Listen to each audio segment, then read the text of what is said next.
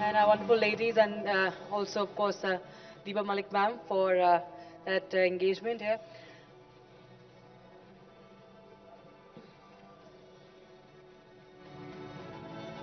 All right, now moving ahead with our next session on defending the boundaries of the nation. This focuses on the vital contributions of women in the armed forces as we gather to recognize the unwavering dedication, the remarkable skills and unyielding spirit that women bring to the defense and security of our nation. This session aims to shed light on the evolving role of women in the armed forces and the strides they have made in forging a path towards gender parity. Now, we salute the brave women who have stepped forward to serve the nation. Without further ado, now I'd like to invite on our stage our esteemed panelists for this session, Lieutenant Colonel Anila Khatri. Lieutenant Colonel Anila Khatri is the first in her family to join the armed forces. She joined NCC in a college. She got to learn and live like an army officer. And of course, she was an army officer in making back then. She was inspired to make her passion her profession and attended a camp at the Officers Training Academy in Chennai. And she thereafter decided to join the Indian Army. After the graduation, as an army woman, she devotes her time and energy to keeping her country safe. I'd also like to invite Lieutenant Commander Tushina Thakur, Indian Navy.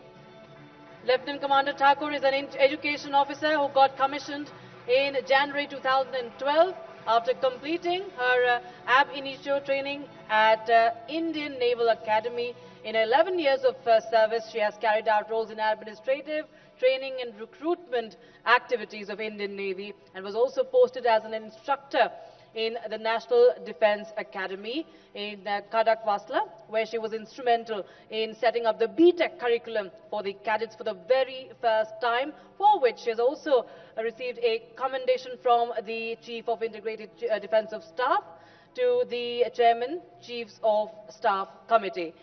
Also, I'd like to invite to the stage Wing Commander Vyomika Singh. She is an accomplished helicopter pilot with more than 2,500 flying hours across all varieties of terrain, including specializing in high altitude terrains of Jammu and Kashmir and the Northeast. Wing Commander Vyomika has led numerous massive rescue missions, including a most recent one in November 2020 in Arunachal Pradesh. In 2021, she has also successfully summited the Mount Manirang Peak at 21,650 feet as part of the Tri-Services All-Women Mountaineering Expedition. For her outstanding professionalism and diligence, she has been awarded by the Chief of Air Staff and Air Officer Commanding-in-Chief of an Operational Command. So please welcome our wonderful ladies here with a big round of applause. Thank you so much. And joining them is, of course, Soyesha Savan, the senior anchor, Republic Network. Thank you so much, ladies. I feel extremely fortunate that I'm sitting in your company. And like I said, so many girls watching this show today want to hear your story. They want to know because they want to be like you when they grow up. So whatever questions I ask you, I want all three of you to answer and share your story and how it was while you were growing up. Firstly, did you always want to be in the forces because you are the first from your family to be a part of the forces, and how has the experience been like for all these years of service? Good evening. I think the experience has been really tremendous, terrific, and exhilarating. I was in class 6th when it happened, that eureka moment. I realized that I want to be the pilot and own the sky. We were having a class discussion on the meaning of names. My name is Vyomika.